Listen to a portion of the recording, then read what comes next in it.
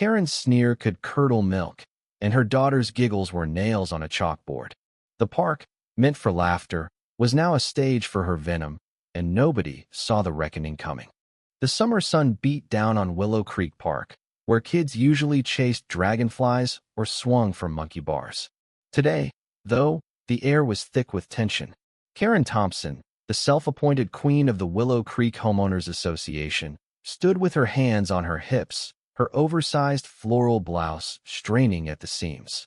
Her daughters, Tiffany and Brittany, both carbon copies of their mother's haughty demeanor, flanked her like loyal minions. At 350 pounds, Karen's presence was as imposing as her attitude, her voice dripping with condescension as she loomed over her target. A small, quiet girl named Lily, barely 10 years old, whose burn-scarred face and arms told a story of survival Karen didn't care to know. "Sweetie," Karen said, her voice a mocking syrup, "this park's for normal kids. Those scars are scaring the others. Why don't you just go home?" Tiffany snickered, twirling her braid, while Brittany mimicked Lily's shy shuffle, exaggerating it into a cruel caricature. Lily clutched her stuffed rabbit, its fur worn from years of being her only friend, and stared at the ground. Her lips trembled, but she didn't cry. Not yet. The park wasn't crowded that afternoon, just a few moms chatting by the swings, their eyes darting nervously toward Karen, but too intimidated to intervene. Karen thrived on that fear. She'd been terrorizing the neighborhood for years, her HOA meetings a one-woman dictatorship, where she'd find people for untrimmed hedges or unsightly mailboxes. Her daughters, raised on a diet of entitlement, were just as bad, bullying classmates and sneering at anyone who didn't fit their mold of perfection. Lily, with her scars from a house fire 3 years ago, was an easy target. Too easy. "You heard me," Karen pressed, stepping closer, her shadow swallowing Lily's small frame. "Nobody wants you here. You're making everyone uncomfortable." She gestured to the empty playground, as if it were a crowd backing her up. Tiffany chimed in. "Yeah, you look like a monster from a movie." Brittany doubled over laughing, pointing at Lily's scarred cheek. Lily's eyes flicked up, meeting Karen's for a fleeting second. There was no anger there, only a quiet resilience that made Karen's blood boil. How dare this child not crumble? "Don't look at me like that," Karen snapped. "You're lucky I'm even talking to you. Most people would just ignore a freak like you."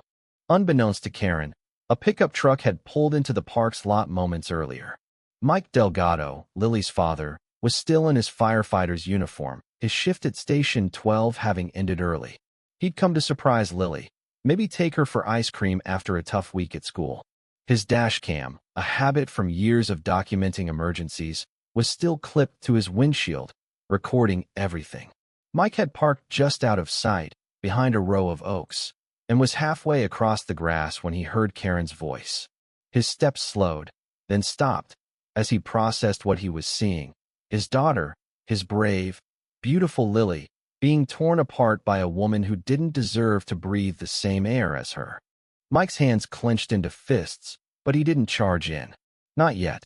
He pulled out his phone, synced it to the dashcam, and hit record. The lens captured everything. Karen's venomous words, her daughter's cruel laughter, and Lily's silent strength. Mike's heart pounded, a mix of rage and pride. He'd taught Lily to stand tall, to never let the world's cruelty define her. But this was a new low. Karen, oblivious, kept going. "You know, your dad's a firefighter, right? Maybe he should have let that house burn down with you in it. Would have saved us all this trouble." The words hung in the air like poison. Tiffany gasped, then giggled nervously, while Brittany's eyes widened, sensing they'd crossed a line but too loyal to their mother to back down. Lily's voice, small but steady, cut through the silence. "My dad saved me. He's a hero. You're just mean." Karen's face reddened, her jowls quivering with indignation. "How dare you talk back to me? You little—" She raised her hand, not to strike, but to point aggressively, her finger inches from Lily's face. That was when Mike stepped forward, his boots crunching on the gravel path. The sound made Karen freeze. "Karen," Mike said, his voice low but sharp enough to cut steel. "Step away from my daughter. Now." Karen spun around, her expression shifting from smug to startled. "Oh, Mike, I was just teaching her some manners. You know how kids are." Her smile was all teeth, but Mike wasn't buying it. He held up his phone, the dashcam footage still streaming. "Teaching her manners? Or teaching your girls how to be bullies?" The color drained from Karen's face.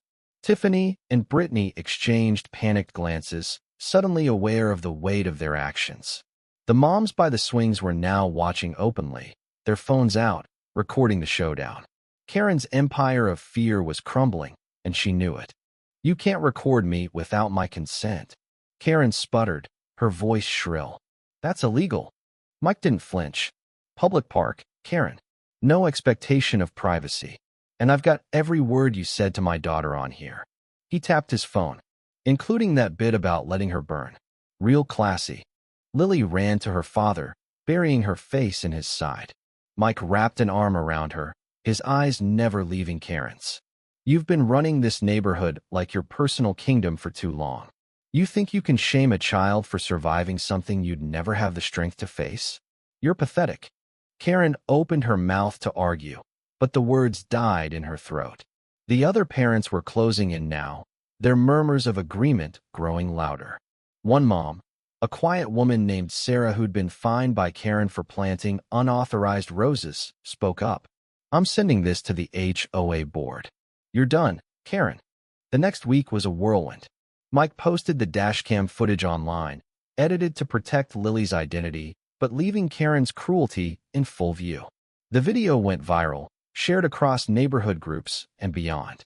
The hashtag HOA Karen trended for days. The Willow Creek HOA held an emergency meeting, and Karen was stripped of her presidency. Her daughters, humiliated by their own actions being broadcast, faced suspensions at school for bullying. Karen's real estate business tanked as clients dropped her, unwilling to associate with someone so heartless. But the real story wasn't Karen's fault. It was Lily. The community rallied around her, organizing a fundraiser for burn survivors in her name. Kids who'd once avoided her started inviting her to play. She still carried her stuffed rabbit, but her smile was brighter, her shoulders less hunched. Mike watched it all with a quiet pride, knowing his daughter was stronger than any bully's words. Karen, meanwhile, became a pariah. She'd always thought her status made her untouchable, but she'd underestimated the power of a father's love and a community's conscience. The last anyone saw of her, she was loading boxes into a moving van, her daughters silent in the back seat, their reign of terror over. Lily, now laughing with new friends at the park, didn't need to know the full extent of Karen's downfall. She'd already won, just by being herself. The end.